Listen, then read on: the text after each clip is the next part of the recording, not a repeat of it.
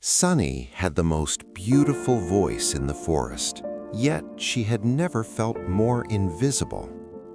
Every morning, when the peacock unfolded his glowing feathers, the world stopped to admire him. When the eagle sliced through the sky, even the wind seemed to respect his power. And when the nightingale sang at dusk, the forest held its breath. Sunny watched them all from her branch, shrinking quietly inside. She didn't envy their gifts anymore. She questioned her own existence. "Why was I made ordinary?" she would whisper to the empty air. Slowly, she stopped singing. The forest still woke up. The sun still rose, but something felt colder, heavier, as if a quiet darkness had settled between the trees. And deep inside her chest, a painful thought grew louder each day. Maybe the world would not notice if she disappeared. Days turned into silence. Sunny avoided everyone, hiding in shadows where even sunlight struggled to reach. She watched life continue without her and convinced herself she had never mattered.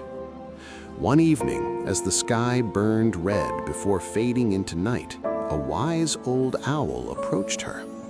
He didn't give advice. He didn't tell her she was special. Instead, he simply asked her to follow him. Before dawn, they flew beyond the forest to a small village wrapped in quiet sorrow. Through a fragile window, Sunny saw a sick little girl lying weak in bed, her mother holding her hand as tears silently fell. The room felt suffocated by sadness.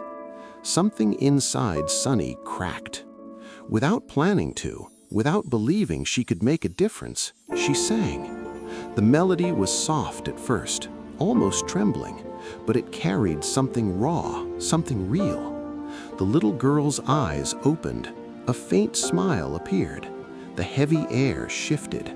Hope entered the room like light breaking through a storm.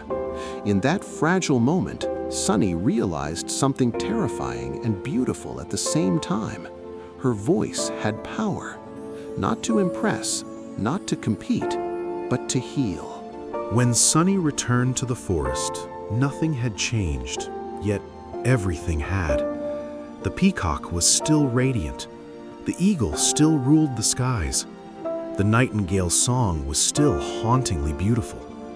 But for the first time, Sunny did not feel small. She understood that comparison had been a prison she built herself.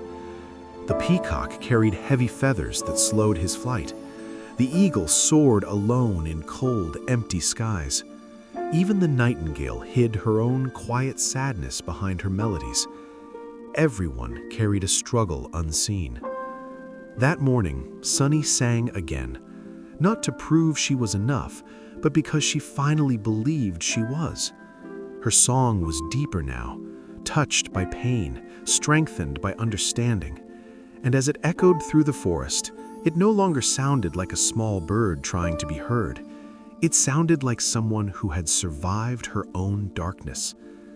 True happiness, she learned, is not born from becoming better than others, but from accepting the light and shadow within yourself.